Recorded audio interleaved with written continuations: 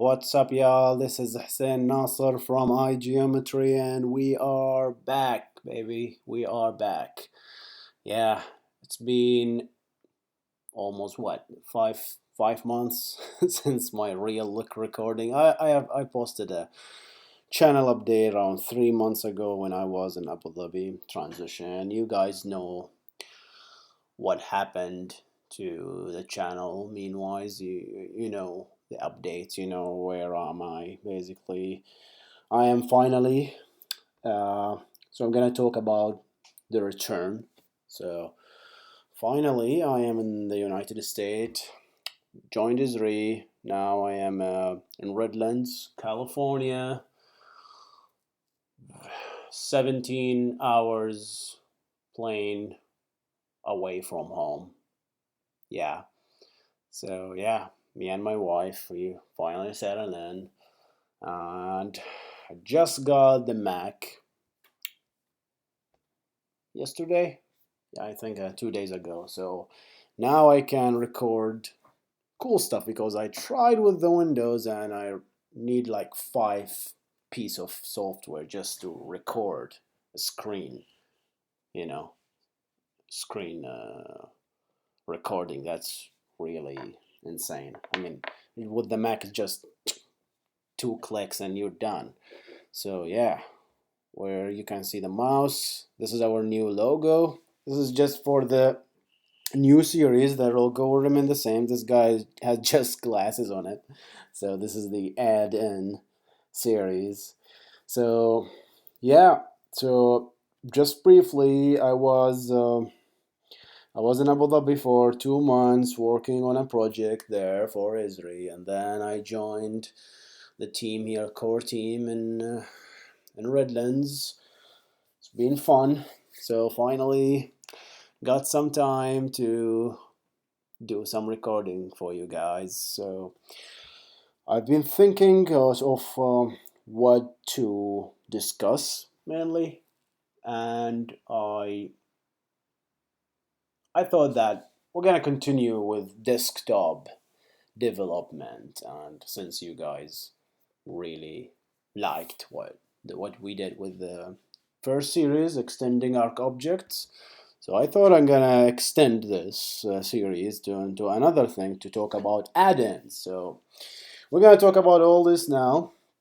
All right, so let's just go very quickly on to talk about ArcGIS in general. So ArcGIS is a very long-term technology, right? So it was invented a very long time ago, and it has been very successful since then. And there are so many releases, and people were using these basically this technology and to embed their geographic information system, to do cool stuff with GIS.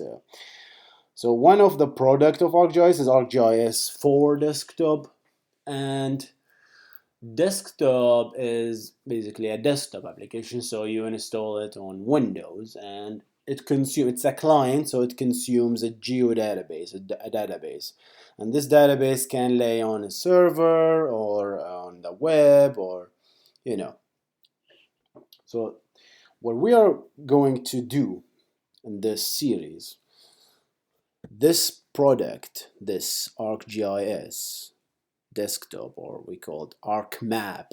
ArcMap is one of the suites of the software. ArcMap, ArcCatalog, ArcScene, all this is called ArcGIS for desktop. So people use this software to model really GIS implementations, right? But it has a very strong capabilities, okay, by itself. However, ArcGIS and or really Esri has always been the company that develop essential tools for users, and users then can customize and extend these tools to do really cool things. So they do a really good base for you, and then you just enhance on this base and customize it, extend it. They provide you with the APIs and the mechanism to extend this technology using what basically arc objects. You know, arc objects is the coolest thing ever. Let me just have a sip of my espresso here. Just bought a cool machine called Ellie. Really cool machine, but just gives you very little drops of espresso. So very strong, very good. Anyway, yeah, back to topic. So ArcMap, I'm gonna use in this setup. I have ArcGIS 10.3 with no service packs, just vanilla ArcGIS 10.3, and I have Visual Studio Express 2013 for desktop. That's free. You can download it from Microsoft site. Just be careful. You have to install this first. This is have to go first. You have to install Visual Studio.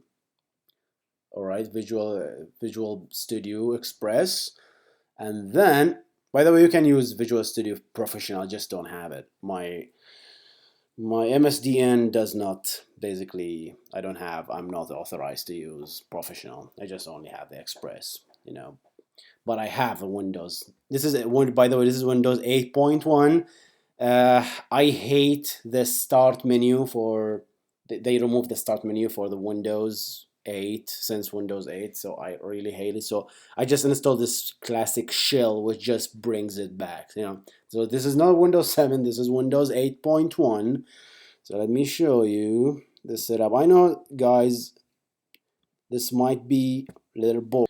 Get introduced in this, you know, what's the setup, and talk about ArcGIS, and then slowly go into the core of what we want to do basically here. All right, so what we want to do is, so we have 8.1 here. I have 6 gig of RAM. This is, by the way, a virtual machine on my Mac. This is a Mac, and I'm using VirtualBox. Where are you? There you go. This is VirtualBox. I'm using this.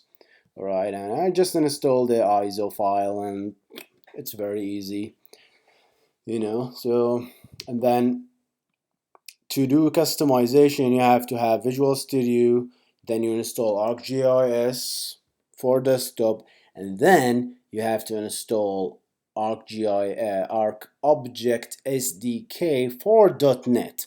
So all these come bundled in your drive, basically, that you receive from Esri, basically, right? So this is ArcGIS and ArcGIS ArcObject SDK for .NET. So let me write those. So you need Visual Studio 2013. That's the setup I have, Express, and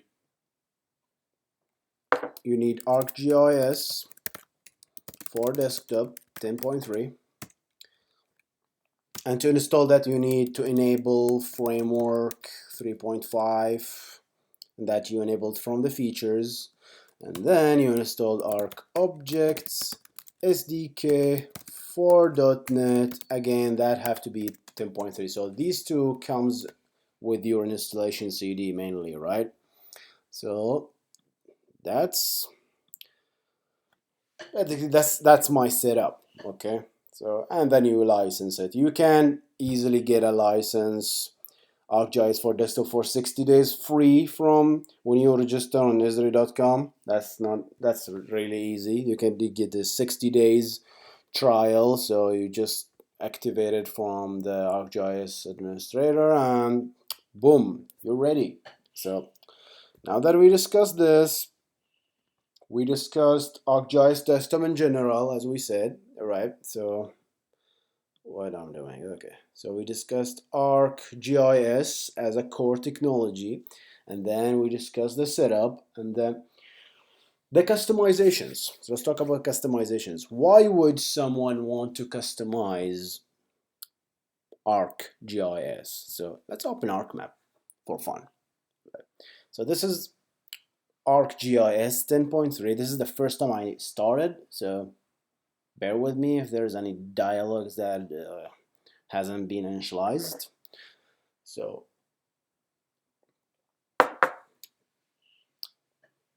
yeah, so finalize. So if you are opening arcmap is basically one software that's basically the software for ArcGIS desktop.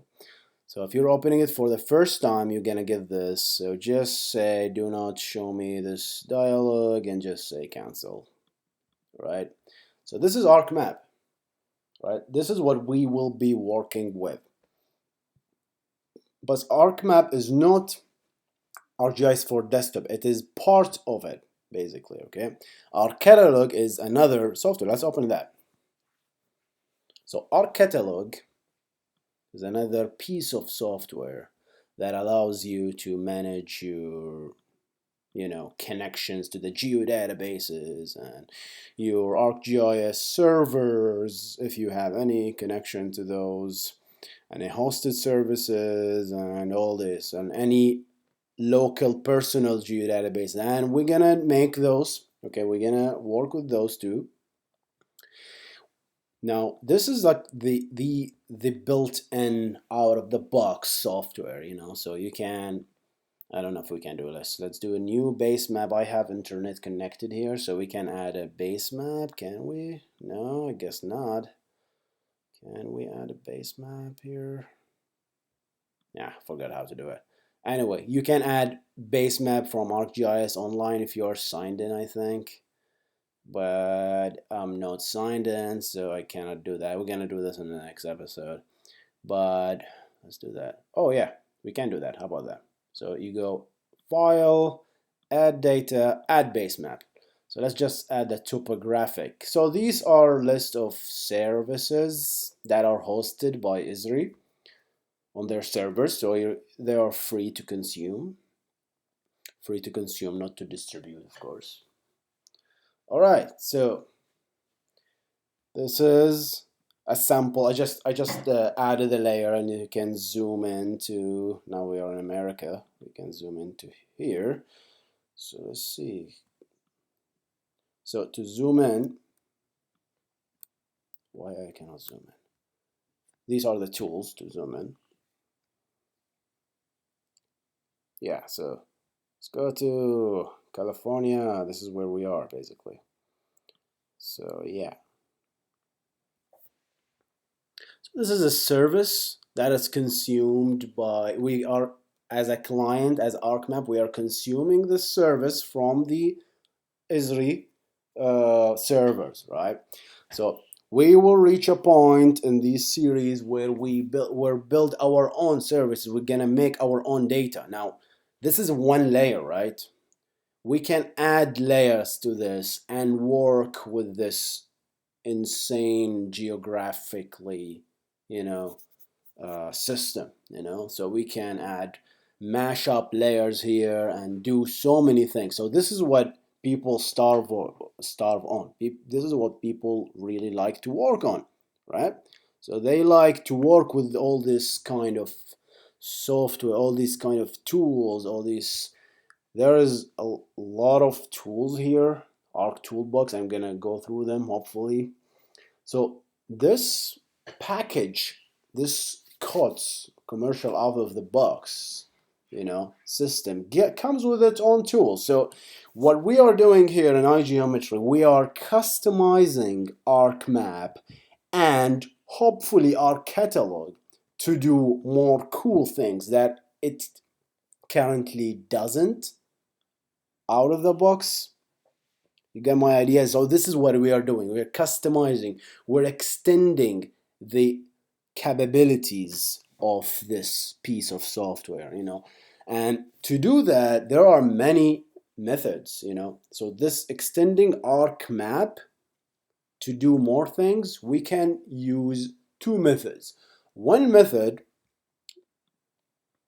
basically, methods of customizations. All right, so one method was extending arcobjects, and we did this extensively through the previous episodes basically. We have done this in the previous series. We call it extending arc objects with .NET, and we used VB, Visual Basic, to do that, right? Let me go through this. So if I open Visual Studio Express 2013 for desktop, and I think I'm opening for the first time, and you go to the new project, you'll see a new tab here. So this is really cool now. So ArcGIS, this is not there by default, right? So when you install Visual Studio, and then you install ArcGIS, and then you install ArcObjects SDK, this will pop up. If you install it in a wrong order, this will not show up, basically, right? Anyway, you cannot install ArcObject before ArcMap, right? ArcGIS of our desktop. So the order matters, guys. Order matters. All right, so this is what we have been doing all time, right? We have been doing not only this is a huge ArcGIS. I mean, what Israel is doing is really huge. I mean, we've been it was just a drop in the sea, really. We were doing only this for like what, 30 episodes, 30 hours of video recording. We've been doing only this, and we didn't explore half of it, just a lot of stuff to do. You can customize Arc Catalog, Arc Globe, that's another desktop application, Arc Scene, and you can make your own basically customizations, right? So that's what we have been doing. We're customizing ArcMap. We're building classes for ArcMap. So how this works is basically you're gonna build DLLs, overlays DLLs, and then you're gonna attach them to ArcMap, all right? And then ArcMap picks them up and say, hey, this DLL I recognize. This is exactly an ArcMap version of DLS. So I'm gonna load it up and add it to ArcMap. And then we've seen all these toolbars, right? Remember all these toolbars? And you can have your own toolbar customized, you can have your own tools, and we have done all this, right? So this was the first method. This method, the method that we're gonna do in this episode's coming series, hopefully, is this. That was a badass method. That was very difficult, but it was cool because it allows you to do the nitty-gritty details. You can do almost anything with ArcMap, literally. With this, you cannot do as much, but it's very easy for people who are new to programming to develop without worrying about, GUIDs and whatnot, So it's much easier to develop with add-ins. It's really a matter of clicks, and you have yourself a running application, and the way the hook system is working. So with this, when you work with extending arc object, you have to literally hook into ArcMap, get an ArcMap instance in order to work with it, because this is called an I application instance, and you have to hook into that I application. In the extending and add-ins, they just give it for you. It's just application dot document, and you're set. So this is really easier, and this is what we're gonna do, inshallah, in the next episode. Hopefully we're gonna start. This is just an introductory. Let's not get our heads. Let's not get a heads up. Just start slowly. It's fine. All right. So we have talked about ArcGIS Desktop. We have talked about customizing ArcGIS Desktop, really, using these methods. Server object extensions is something else, and we're gonna do it, guys. We're gonna do it, hopefully, in parallel.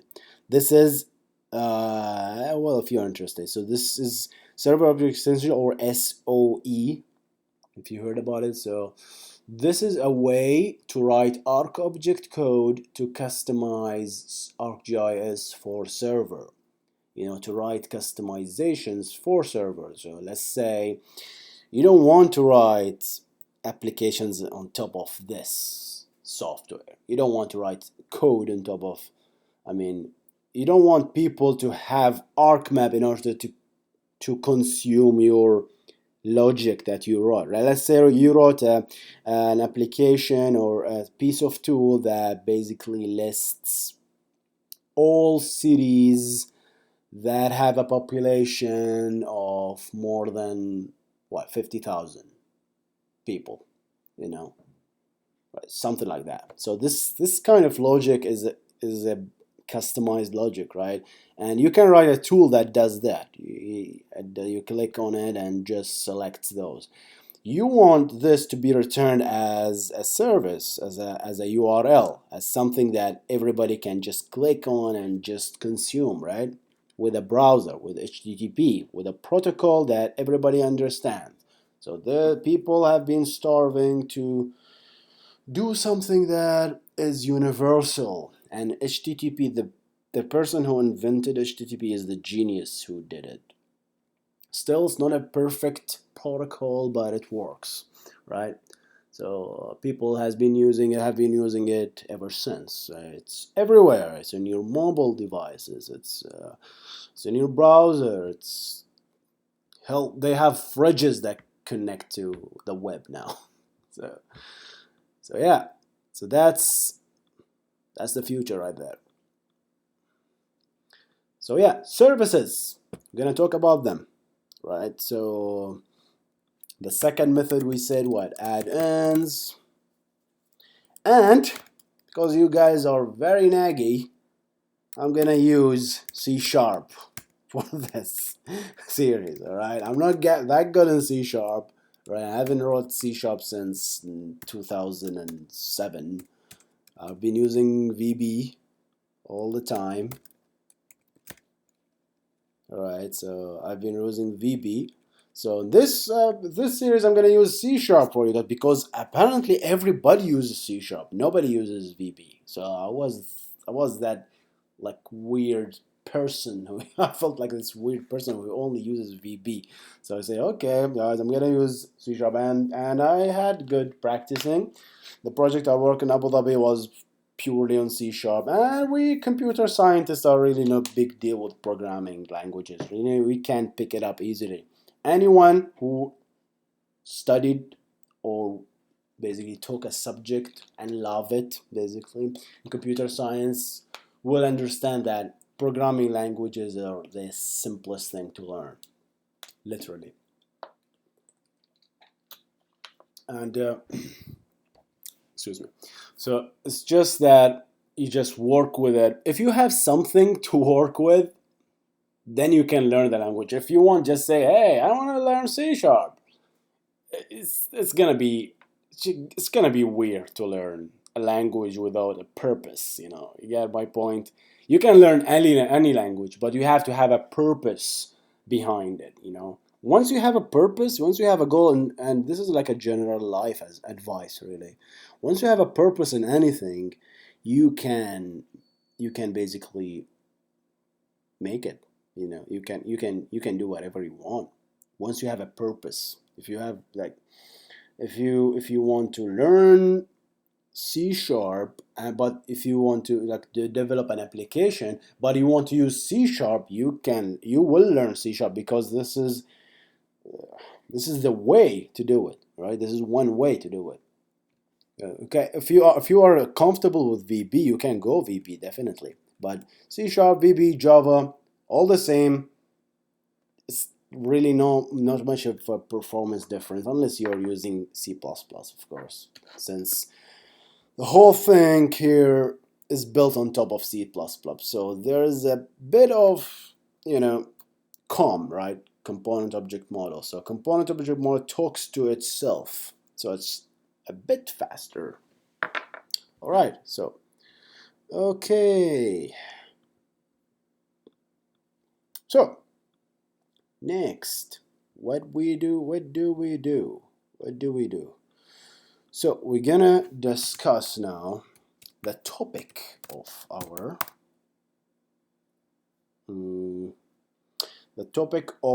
series. So what are we going to build here, right? So we have to have a purpose. We don't want to go around and just wiggle with tools, right? Here we don't do that. Here in IGeometry, we don't just go through examples and SDK APIs. What we do here, we have an example that we need to execute, a problem really, and that problem we need to fix it. Okay, so this problem is a telecom company. This is not how you spell telecom. Telecom company. So a telecom company. We're recording. Yeah, we're recording. Good. So a telecom company. Let me tell you the story. So once upon a time, there was a telecom company who has been really struggling with its customer. Customers had been complaining, very bad reception, very bad service. This telecom company, I didn't give it a name yet. You guys might give me a name in the comments, right? So I'm gonna suggest any name. Suggest names, I'm gonna use it. If I like the name, I'm gonna use it, okay? So this telecom company, whatever the name is, Foo. Okay, so Foo has been struggling with customers, being really angry on their customer, basically signal, very weak signal, and they don't know which areas have weak signals and which don't, so they reach out to us, our geometry folks, and they said, hey, we need help. Can you help us? Can we use GIS to help us in this, to improve our services, right? And the answer is, why not? Yeah. So these guys have no experience whatsoever in GIS. They don't have, they don't have a geo database laying around, right? They don't have anything. All they have is some papers, and they tell you the locations in lat long. All right, so latitude, longitude of their towers. So they have, let me draw a picture here. Let me use this stupid magic mouse. I have bought this magic mouse and it doesn't scroll. So this is a magic mouse. I've been using the scroller for the trackpad. It's actually better, but I bought this magic mouse for $70. Just doesn't scroll. It's a stupid mouse, that's what it is. All right. Okay, so what we do is, so let's assume this is a street, okay? You notice I love using paint, right? Yeah, so people who have watched the videos for a long time, you'll notice that I love paint. It's just a very simple tool. Okay, so let's say that this is a brush. This is a size. Can I do that? So this is a tower, okay? That's another tower. That's another tower. That's another tower here, for example. So each tower has some sort of a range, right? Doesn't no fill. So each tower has some sort of a range, okay? And depends on the quality of the tower and the budget these companies basically gave to build this tower, how many antennas and whatnot, and this range can differ, right? So this can give you like a better, this tower has a better range, this is like worst, this is far away, gives only this, and there's all like 3G coverage and 4G coverage, all these things. Some towers have only 2G, some have 3G, and so on, right? And so if you're a person walking here, So what happens that you're walking here, right? So if you're walking here, you're gonna get a signal here. Like the closest you are to the tower, the stronger the signal. Okay, and we can calculate some sort of a weak formula to calculate the signals, like in terms of bars. Like if you're here, you're like fucking 4 bars or whatever, right? Here you have a single bar. Okay, so yeah. So when you're walking here, you have no signal, literally no signal. Okay, walking here, and we catch a signal, and then stronger signal, and then you go again, and so on, right? So this is not basically how it theoretically works, but it's just an idea of how it works, you know. So if you guys are familiar with the telecom model, please don't grill me over it. This is just an example. I know this is not like perfect example. This is not like yeah, this is not the actual model, right? But I'm just trying to explain the idea.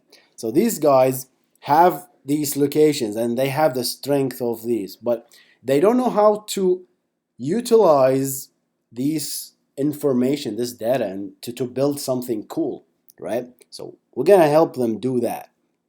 So with these, we're gonna build an application that basically suggests to the utility, or not utility, to the telecom company, hey, you guys really need to put, for example, another tower here. It would be really good, for example, right? Or you can replace this tower. This is very expensive tower with multiple smaller, cheaper version that covers larger areas, you know. So all these things that these questions, business decisions, we're gonna make this guy help answer, right? So this was a very introductory video. Hope you guys enjoyed it. I'm sorry there is no code in this episode, but there will be, I promise you. I gotta go now. Stay awesome, and it feels really, really, really, really, really good to be back. Stay awesome, guys.